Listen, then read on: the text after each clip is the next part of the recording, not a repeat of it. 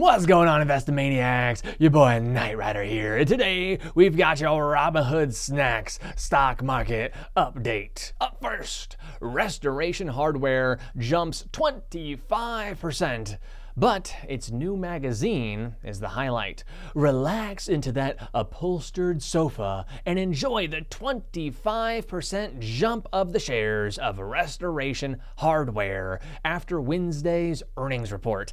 FYI, Restoration Hardware now goes by RH.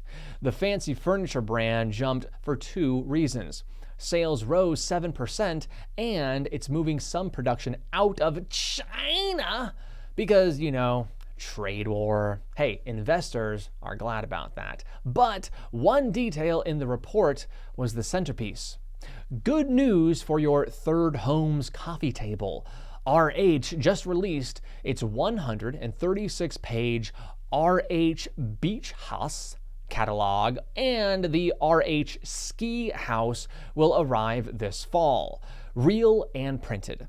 Flip through the St. Bart's and Mykonos. I don't know, that island is too fancy for me. I don't know. It's Mykonos? Man, whatever. Mykonos chapters to gaze upon the naturally teak $1,000 plus patio necessities, while the rest of the retailers err on the side of online. RH does the opposite. CEO Gary Friedman said, we, quote, refuse to follow the herd in self-promotion on social media. And it's working. RH invested $50 million to build a multi-story gallery flagship brick-and-mortar store in New York City's meatpacking district. Now it's on pace to generate $100 million in annual revenue. The takeaway: this is the extremification of American retail.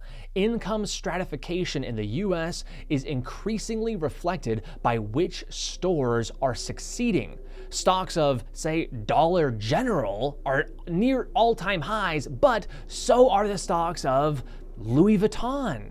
Now, Restoration Hardware is leaning into its opulent origins by aiming even higher and more upscale with Beach House and Sky House. And more RH galleries hit San Francisco and Charlotte, North Carolina this year. Lululemon mindfully jumps on its upward-looking outlook.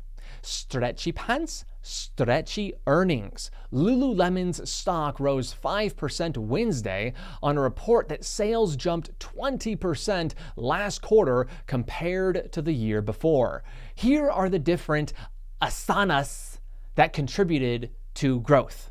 That's like positions. It's like a yoga word, asanas or something like that. It's like a yoga word. It means positions. There's too much complicated words for the basic dude that I am for this. Here are the different positions that contributed to growth for Lululemon. More sales. At existing stores, ones that were open a year or longer, sales rose by 6% on average. More stores. A fresh 44 new Lulus ceremonially hummed over the past 12 months. More online. Online sales leapt 33% as #SweatLife members order stuff they can stretch, sweat, and sip après cocktails in. Après is another fancy word that I had to look up because I'm too dumb to understand it. It's like a post-workout meal or cocktail. So it's something you do after your work. So it's a post-workout cocktail. A quarter of total sales are online now. This is vintage Lulu.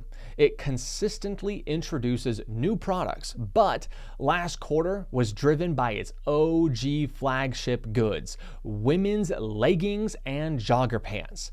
At $100 or more, they are more expensive than the competition. But the CEO has no plans to lower the price. He even boosted his expectations for profits for the rest of the year. The takeaway? Mo men, mo money. Lulu profits hit a record $97 million last quarter, driven by sales to women. But this past spring, the CEO released an aggressive 5-year plan with a bold goal: double men's sales by 2023. He's also pushing the Lulu lifestyle with clothing-free deodorant and sneakers. Plus, there's expansion to China and Europe. Operation Powerflow. CrowdStrike surges 71% on IPO day. When the DNC was hacked by Russia pre-election in 2016, CrowdStrike was there. The cybersecurity company that protects against hacks discovered the breach, told the FBI, and snagged a lot of PR. Now it's earning attention for its IPO. Shares surged 71% in their first day of trading, and CrowdStrike is worth almost $12 billion, aka 2/3 as much as Lyft. Who you gonna call? Probably one of these cybersecurity companies. The attention on CrowdSource reveals how packed and competitive the landscape is for securing your digital stuff at work and at home. Personal. LogMeIn owns LastPass, keeping your 1234 passcode a little bit less obvious. At home, we have ADT, Brinks, and Alarm.com, all on guard to protect your home. Businesses. Palo Alto Networks and FireEye are always at work, competing with CrowdStrike. And the side hustlers. Their core business isn't security, but Google's Nest covers your kitchen, while Amazon's Ring doorbell has the front porch. The takeaway: bikes need helmets. Hey, as internet adoption grows, so does the data generated along with it. And each bit of data probably needs protecting. The rise of tech is driving the cybersecurity industry that guards it. CrowdStrike and its 500% revenue growth since 2017 to $250 million is happily caught in that trend. Hope you guys have a great day.